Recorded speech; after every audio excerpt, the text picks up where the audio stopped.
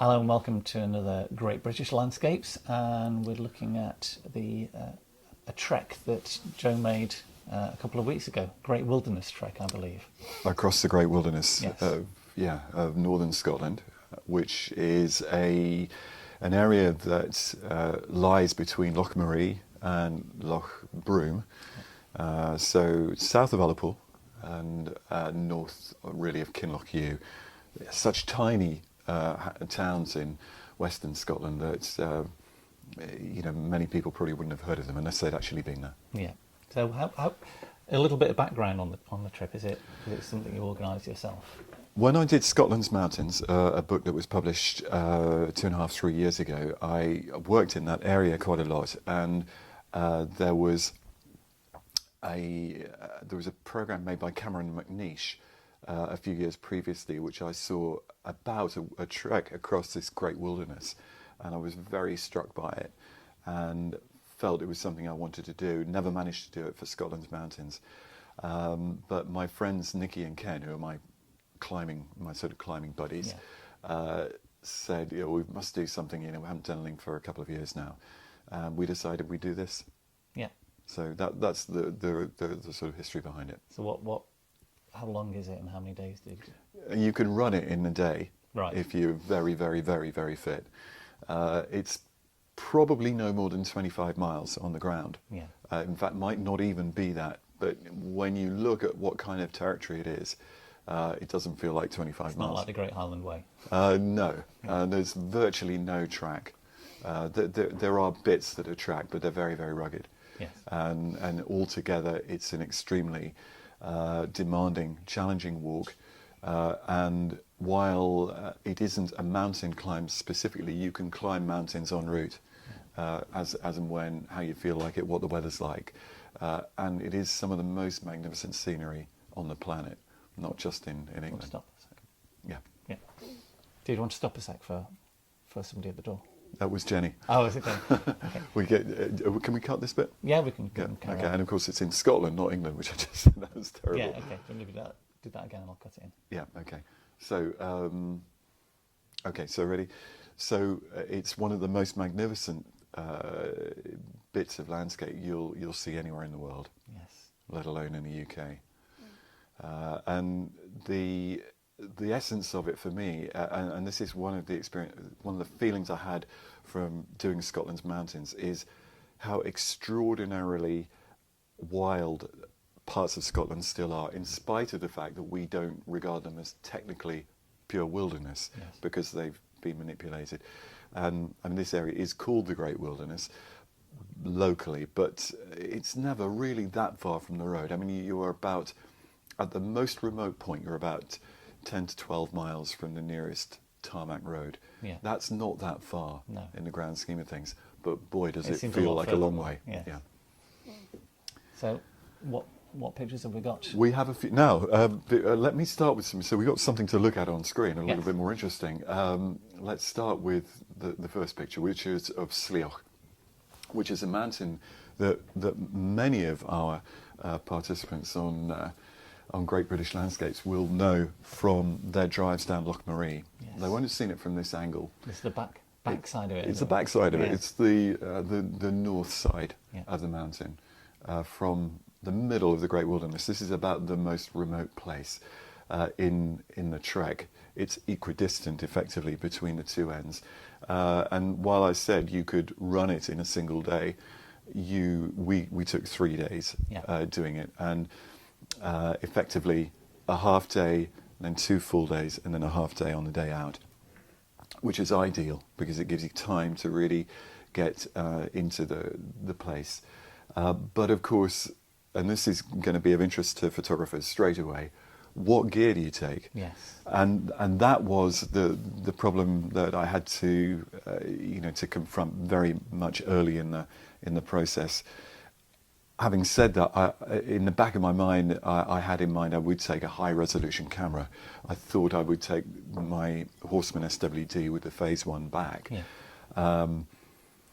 Once I loaded my pack with tent, roll mat, sleeping bag, all sorts of wet weather gear, Food. and food for 3 days, stove, fuel, water.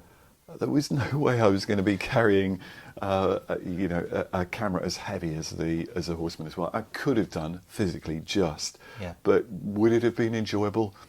No, I don't think so. In fact, as it was when I started out, the first afternoon was very heavy going, carrying the 3 days of food and all that kit. It's probably 25 kilos, and having not done that kind of trek for a long time, maybe 22, but it was a lot. My hips were really, really sore after the first hour, and then I got into it, and it was fine. And it wasn't primarily a photographic trip; it was a trek first. An experience, and that's really what I wanted it to be. And I didn't. Also, my friends Ken and Nikki are very, very fit. And I didn't want to be holding them back all the time. We primarily went on it to have the experience. Photography was secondary.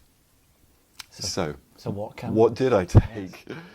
I took a Canon G12, which is a very nice but small micro sensor type compact. A Panasonic GF1, which is a micro 4/3 with which is one of the lenses available, and that's was a 14 to 45 mm zoom. And a Panasonic Lumix LX5, which is a very, very compact. All very nice cameras in their own way, but they're relatively low resolution compared with what I'm used to using, and I was. Having gone through should I take the a 5.4 or whatever, and decided no, this is a trip for its own sake. I came back then worrying a lot about my pictures, as you do. Fortunately, I'm reasonably happy with them. What we've got here is a selection from the trek, and it will be hopefully of interest, if only for anybody else who's interested in doing this type of walk. It'll be interesting from that point of view. What was the thinking of taking 3 cameras? 3 cameras. Interest. That's belt and braces, Tim. You must know that principle by now. Yeah. Especially when you go to Scotland and it rains. These electronic cameras are not renowned for their capabilities in the wet, and none of them is what you call a fully weatherproof. I did think, should I take a Nikon D700, a full frame DSLR? But that camera is as big and heavy as a Phase 1, with a Horseman. So this was a compromise. But I came to the view that if I really needed a high resolution image, I could probably do a collated stitch, if that was really important to me. In the end, I didn't do that because it wasn't that important to me. The important thing was to have a wonderful experience walking across one of Scotland's great wildernesses. And that's exactly what it was. It was actually, in spite of this picture here, and I suppose if we look back, there's a few others. This one might be quite a good example of the. Excuse me, I'm just getting used to CS5 again. How do I get rid of? There we are. Doing this wrong. No. Is that all right? Yes, that's fine. Okay. That you can see that the weather a lot of the time was pretty overcast. In fact, we had a lot of rain, and it was very windy, especially at night, because I never got a good night's sleep the whole time. And there wasn't a great deal of sun. So, and in fact, what I should probably do is, just for the sake of browsing, why don't we use the Apple browser and quickly run through a small selection of the images, and we can have a very quick sense of what it was like. I don't know if these, they don't resolve properly because they're PSDs, some of them. The TIFFs aren't too bad. That's a 10s. The PSDs look awful, don't they? But you can just quickly, there is a bit of sunlight there. Various pictures of the tent. That's a brief stitch. Some of them are straight TIFFs, and they resolve okay in the browser. Broken light mostly, isn't it? Yes, very, very much so. And of course, they didn't shoot a great deal in the rain. So actually, that sounds like a bit of a cop-out, but you know, if you know that your camera's likely to break down, it's hard to get enthusiastic about shooting in the rain. Yes. So just a few images, but to illustrate the kind of scenery that there was, and talk about the experience as I go along. So should we go back to the original? Yeah. The Slioch picture, and full frame. Yes. Yeah. There we go.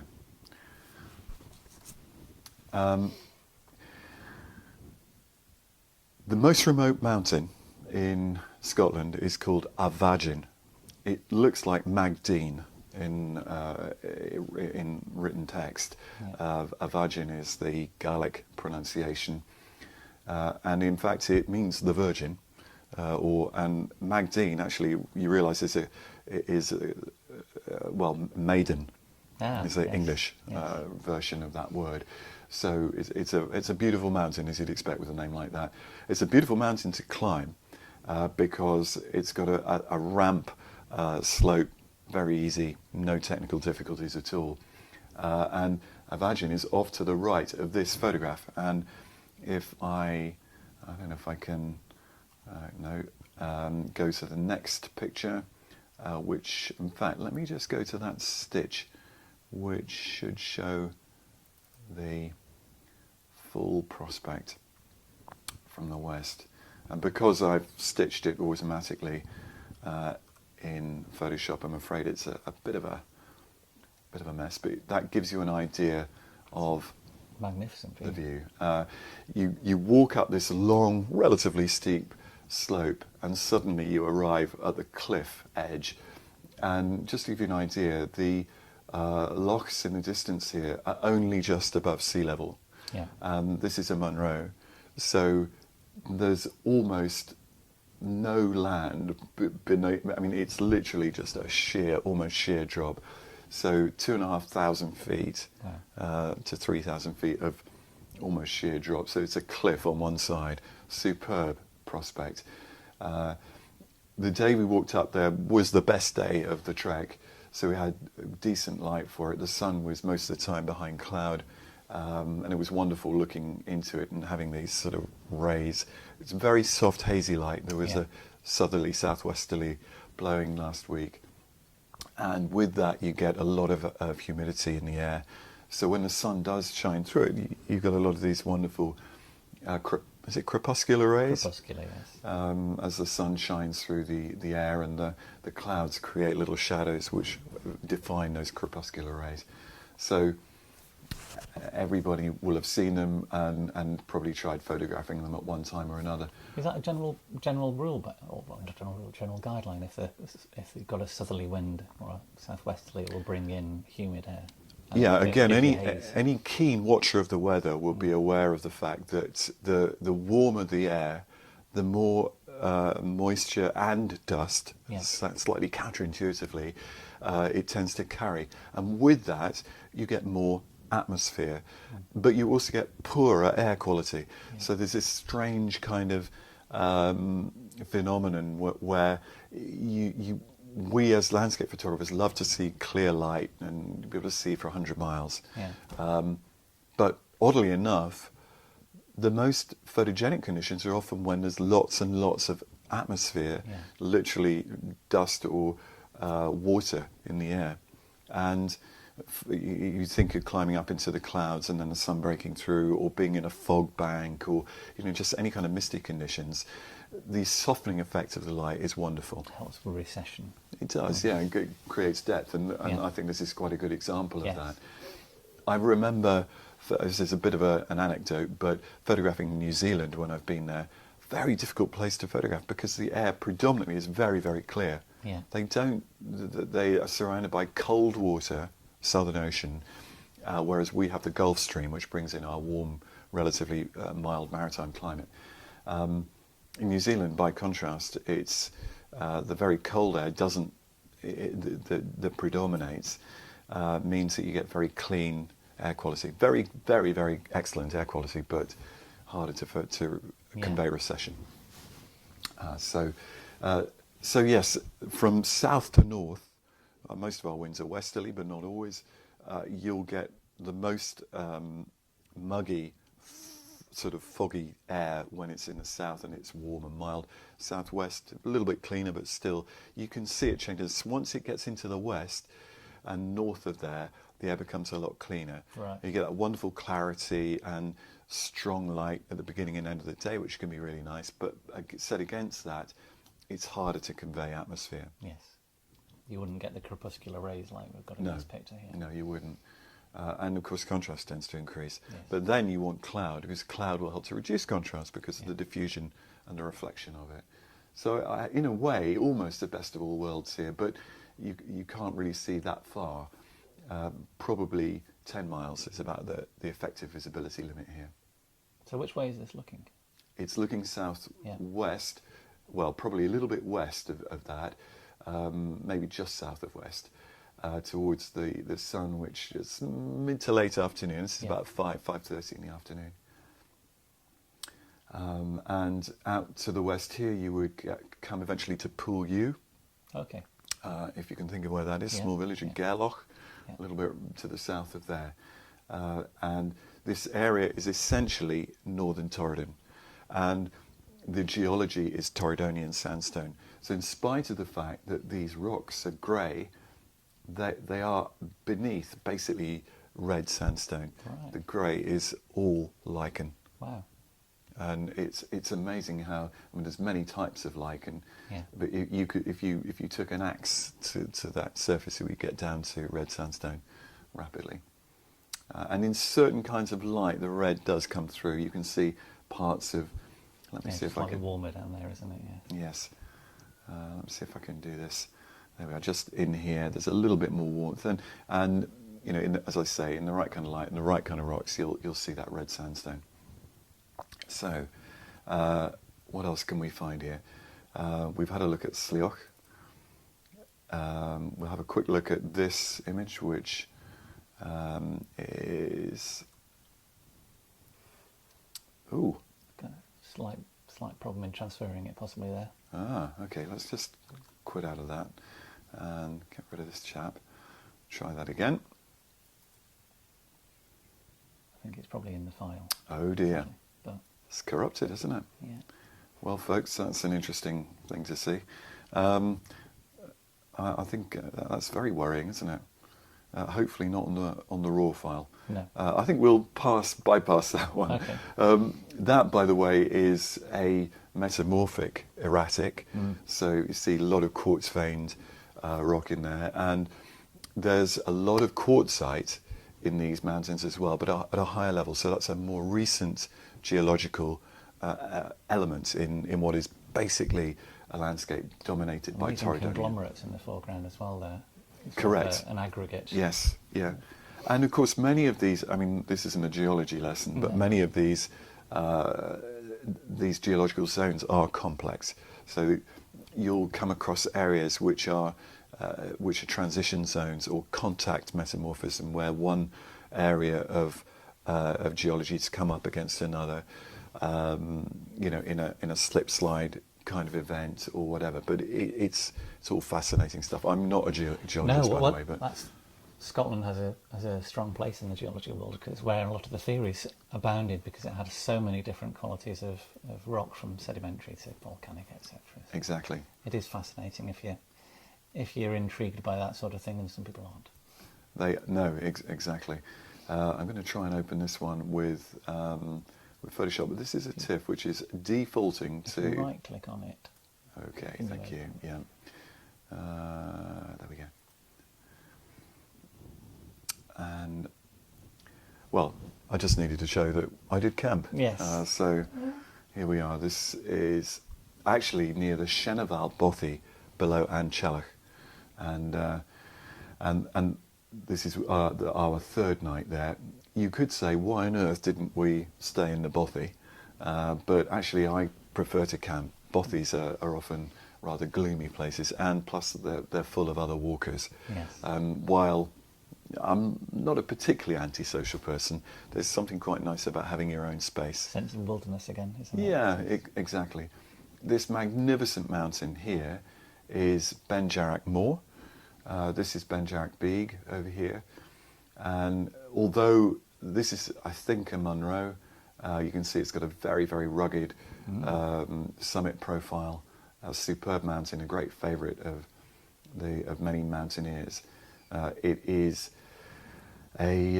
nevertheless overwhelmed by Ancellach, which is the mountain immediately behind where I'm making this picture from. So obviously here you've taken a tripod with you. You wouldn't handhold that one. So Yes, yeah. Did you compromise on the tripod as well? I did, in that I didn't take my my sort of scaffolding pole. 5 series. 5 series Jitso. I took a 2 series Jitso Mountaineer. So it's a fairly slender model, light enough to be carried in the hand one-handed. Yeah. And in fact, a lot of the time I used it as really like a shepherd's crook. Yeah. And was using it to give myself stability, especially for stream crossings and that sort of thing. And there were a number. It really helps. It's like having a third leg in that environment. And an Acrotec, very lightweight head. So that combination was great, and it worked out perfectly. And yes, I did use a tripod, and this is a 25-second exposure. Yes. And I had a little light inside the tent. And if anybody's interested, this is a Terra Nova laser competition, which I think is the lightest tent on the market at the moment, about 1 kilogram or just under. So it's a fairly trivial amount of weight to carry, which is a big help. It's, as I say, it's the food that's a killer. By the time I got to the end of the trek, my pack was pretty light. So food and water, yeah, it weighs a lot. Very much so. I mean, water, when you're out, of course, you can't carry 3 days of water, so you had to collect water as you go. High up on the hill, we would drink straight out of streams. Yeah. Whenever we were at base camp, at a campsite, we would draw water and boil it, and then either put pasta in it and eat, or make coffee or tea. So. Yeah. And sometimes have a little bit left over to refill our water bottles for the following day. I mean, I'm not a big drinker, and I'm lucky I can go quite long periods without drinking, but you do have to be careful of dehydration, and you're doing a tremendous amount of exercise. While the road miles would not have been that great, as I said, when you take into account walking across this kind of territory, and this is easy, relatively, but everything is very, very uneven. So, tussock, heather, rock. So you weren't walking a fixed path, you were breaking trail quite a lot, and animal tracks and things. Yes, most of the tracks, where there were tracks, are either, as you say, animal tracks, contour slip lines. You sometimes get those where you can walk along on the contour, but it's still very knobbly. So your feet and your ankles are working hard all the time, maintaining grip and contact. A lot of the time you're descending, of course, you fall numerous times. Inevitably you get into those greasy slip sliding tussock, and it's really, really hard to keep your feet at times. And climbing is actually the safest part, because you're never likely to go far going steeply uphill. There was very little scrambling anywhere, so not having to use a hand. But overall, the physical exercise part of it is one of the great joys of it. Yes.